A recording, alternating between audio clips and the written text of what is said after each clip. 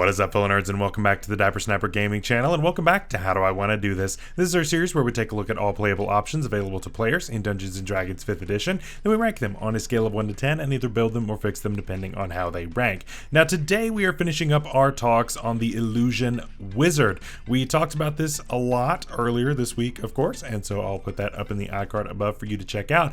But yeah, we got a passing grade. It wasn't the highest grade out there, but still, we got through it, and I am excited to put that into practical use today. But before we do that, make sure to leave a like on the video and subscribe if you haven't already. Also, make sure to share the video with your friends and click the bell so you're notified when new videos are uploaded. We are coming up on 5,000 subscribers, and I am very much looking forward to that. So help me out if you haven't subbed already. This is a really cool and interesting way to look at the wizard. Obviously, it's not the most powerful out there. We've talked about several that are a lot better, but still there is a really cool, unique aspect to this.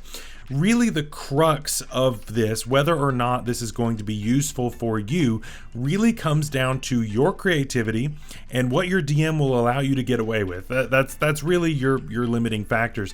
We talked about this a little bit in the comments section earlier this week as well. I said that you're only limited by your imagination. You might also be limited by the imagination of the DM. And so there is a bit of DM buy-in with this. And so just make sure to talk to your DM before you take this and just say, hey, this is my plan. This is kind of what I'm thinking. Am I going to be able to do what I need to do? Or are you going to kind of not let me do that? Do I need to do something else? And I assume that your DM will be receptive to that and you all can work something out. So just something to be aware of on that before we jump too far into things. But with that out of the way, let's go ahead and jump into this build. As always, here are the rules for our series, so make sure to check those out. And of course, if something is different at your table, make sure to make appropriate adjustments. For our race, we are going with something that I have not looked at in a very long time. I used this a pretty good amount when it first came out, or at least was re-released, but I haven't really looked at it since. And that is the Hobgoblin. Now, I really like this race. I think it's really, really good, and I think it works well here. We are usually going to have our action taken care of, but our bonus action may not always be a thing that we have taken up. And of course, we have Fey Gift here to kind of fill in those gaps. This is kind of a more support type of thing. We're not always going to be the blaster or the damage dealer kind of thing on this wizard, and so this really helps us to slide into that role, which I think is really good. Fortune of the Many also makes a lot of sense on this. Of course, wanting us to be somewhat near our allies, I like that. Typically, the Hobgoblin goes on something that is more of a martial character, and even the old version of it actually got some features that were really good and possibly even better than what this is, but I really like this and I think it's really good. Again, I will give some alternative options at the very end with our honorable mentions. For our stats, of course, we're using the modified standard array that you saw a second ago. If your stats are different, then of course adjust accordingly, but our highest stat is of course going in intelligence, no shocker there. Next in constitution, then dexterity. Now this is one that I think is a little weird because I think that there could be an argument to be made to have a higher charisma than normal. I typically just dump charisma entirely on a wizard. This time around, I think that there may be an argument to be had to have it a little bit higher, mainly because we are going to have things like Disguise Self and a lot of illusion type of things, which may force us to the front when it comes to some kind of social situations. So to me, I think that having charisma is actually a little bit more important on this wizard than almost any other one. I won't say any of the other ones, but almost any of the other ones. So I would definitely consider having charisma at least a little bit higher than normal, but we still are going to prioritize the same top three as always. Of course, we can take a +2 and a +1 or 3 +1s. We're going to take a +2 and a +1 this time around, and so our +2 of course in intelligence and our +1 in dexterity in order to leave the intelligence and constitution odd, and we will fix that a little bit later. As far as equipment goes, we really don't need anything. Again, we're a wizard. We can't really wear armor. We can't really do anything like that. So we're just gonna, we're here. We're in our wizard robes. We're doing our things, whatever it is that we got to do. So at Wizard 1, of course, we are going to get spellcasting and arcane recovery, like always. If you have not seen my video on the general wizard guide, of course, I will put that up in the iCard above. I go through all of these features in depth. So if you have any questions, that is where to go for that. But with spellcasting, of course, we get some cantrips and some first level spells. And for cantrips, I would grab things like Firebolt, Prestidigitation, and I would go ahead and grab Minor Illusion. Of course, we're going to get Minor Illusion at level 2 for free, but you're going to get to swap it out for something else anyway, so it really doesn't matter. So go ahead and take it now at level 1. It doesn't matter. You're going to get a replacement for it regardless. Of course, for first level spells, the classics, Shield, Silvery Barbs, duh. Disguise Self, like I said, I would go ahead and take that. Another one I would grab is Charm Person. Like I said, you can end up on the forefront of things in social situations, and so Charm Person might be something to actually consider with that. And so definitely do that. Wizard 2, we become an Illusion Wizard, and of course get Illusion Savant and Improved Minor Illusion. These are, of course, really fun. I really like these features. And the Improved Minor Illusion, again, making that Minor Illusion spell really good and really worth using, especially for a first level spell. At Wizard 3, we get cantrip formulas, and of course this allows us to swap things out if we need to. Hopefully we don't need to, but if for some reason you do, it is there. And of course we get second level spells here as well. Misty Step, of course, always got to have that one in the back pocket. Hold Person, Phantasmal Force is an interesting one. It's not a ton of damage, but it's still very thematic, so I would grab it. At Wizard 4, we're going to get our first ASI or feat, and of course Warcaster is going to be the first one. This of course is going to help us to be able to concentrate on all of these illusions. We're concentrating a lot. Almost all of these illusion spells are concentration based, so we want to make sure we have that. Plus, of course, we can Firebolt if somebody's leaving our radius or something like that if we need to make an attack of opportunity.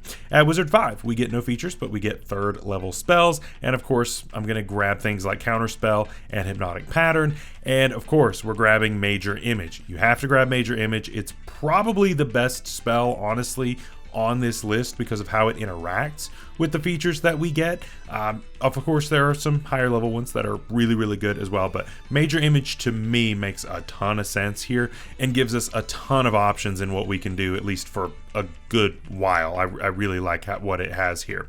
And then of course, Wizard 6, Malleable Illusions.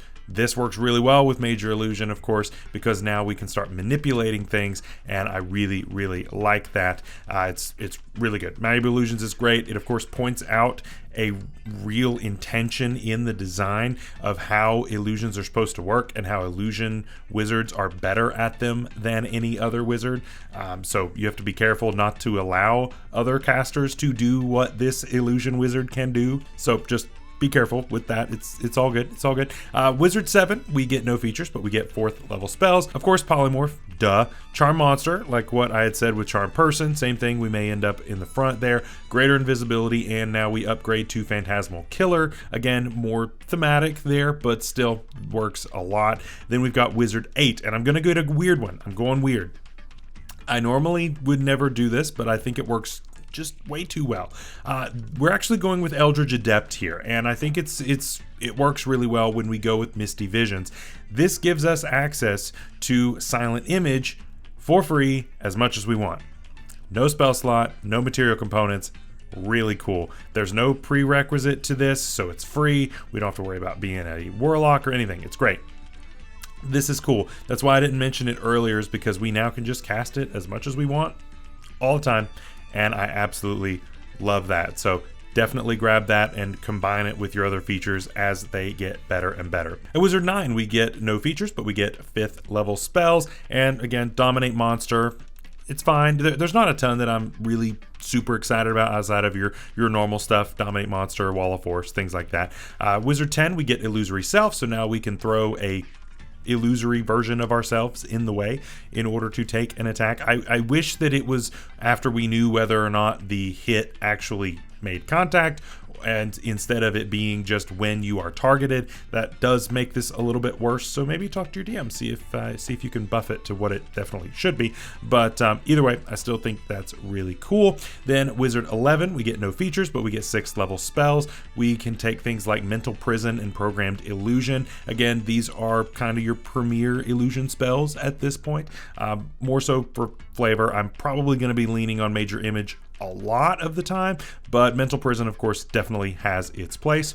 At Wizard 12, we're going to grab Telekinetic, and of course, this is going to give us that final bump to intelligence that we need and give us more to do with our bonus actions. So we have basically something to do with our bonus action at all times. And it's great because most of these are limited in how many times we can use them. So we're gonna run out, so we need a multitude of things that we can do. Now we can kind of mix things up as needed and have something spoken for pretty much all the time, which is really, really good. At Wizard 13, we get no features, but we do get 7th level spells, Project Image, of course, and I gotta mention it, Simulacrum is, of course, an illusion spell.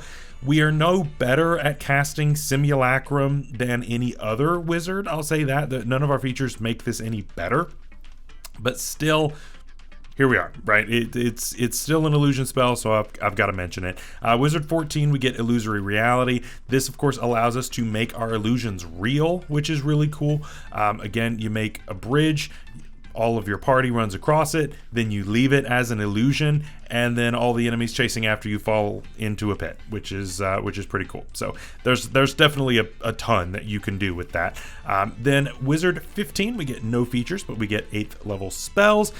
Illusory Dragon is really the only one. It's fine. The spell's fine. I don't know that it's necessarily worth an 8th level spell slot, but it's good, I guess. Wizard 16, we get another ASI or feat. I'm finally grabbing Resilient Constitution. That, of course, is going to bump up that Constitution to an even number, and, of course, give me proficiency in those Constitution saving throws, further boosting our concentration checks. Then at Wizard 17, we get no features, but we get 9th level spells. Wish, of course, and then there's Weird, right? Weird is a whole thing, and definitely makes sense for the illusion wizard. So I would probably take Weird here, but of course Wish is Wish, so do what you gotta do. Then Wizard 18, we get Spell Mastery. We're going to go with our normal choices here of Shield and Misty Step. We don't need Silent Image because we already get that for free, so I'm not really worried about doing that. Wizard 19, we're going to get another ASI or feat. I'm gonna just bump our Constitution here just to get that a little bit higher, help us to have a little bit more HP, all that good stuff. And then finally, Wizard 20, Signature Spells. Counterspell, pretty much I always take. But here we're going Major Image instead of Hypnotic Pattern or anything else. Major Image just makes way more sense as a 3rd level spell, and I think that we can really spam this. Now, most of the time we're going to be wanting to cast Major Image at 6th level or higher so that we can ignore that concentration, but still, it's definitely worth having here. So that's our build for today. Let me know what you thought down below. It's a fun one. I think that this is a really cool subclass. I think it's worth at least trying out. I don't think it's stupid busted, and I think it's fun. I think it's a lot of fun if you know your role and don't try to go in as a blaster and try to go in as this crazy thing. You're not. This does not lend itself to that kit, and I think that's where a lot of people find disappointment in this subclass, is that you try to play it as something that it is not, and you just have to make sure that you know what the role is. And I think you'll have fun if you go into it knowing what this is. For some honorable mentions, of course, we have some alternate races that I've got here. The Gnome, of course, it just makes a fantastic wizard, always. Of course, getting that resistance to any kind of spell, which is really cool. I love that. If you are allowed to use the old rules prior to Monsters of the Multiverse, the Githyanki is actually one I would really take here. It makes a ton of sense thematically, and you get proficiency with armor, which is really good. So you could go ahead and grab medium armor on the racial side, which could be really good. But this was taken out when it was updated in Monsters of the Multiverse, so you would have to ask to use the old version. So that is, of course, table dependent. And finally, the Half-Elf. I gotta always mention the Half-Elf because it's the Half-Elf, one of the most broken ones out there, honestly.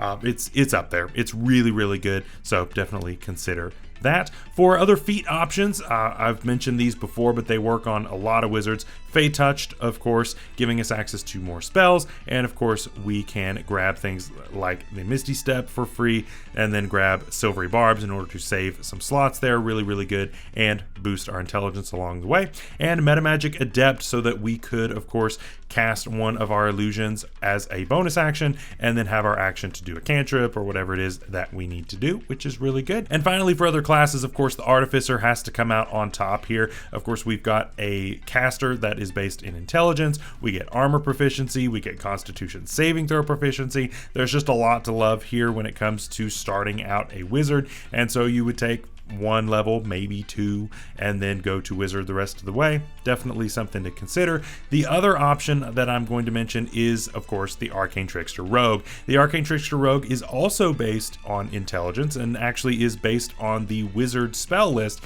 which could make things a little redundant. At least the Artificer has its own list, which has a few differences that you can grab there. But still, the Arcane Trickster Rogue would be an alternate way to go about this, because again, 2 levels is going to give you access to Cunning Action, which as a wizard is really cool, because that's a really good get out of jail free card if you are facing up against some kind of melee focused fighter. Instead of having to blow a spell slot on Misty Step, you just bonus action disengage and then blow it away as you are walking away. So there's definitely a lot to be used there, and I can see that doing a lot of work. So that is all for today. I hope you all enjoyed. Next week we continue on, and I think we've got about 4 subclasses left, something in that range, and then we get to move on to 2024 stuff, and I'm looking forward to that. So until next time, stay safe out there, stay healthy. We'll see you later. Bye bye.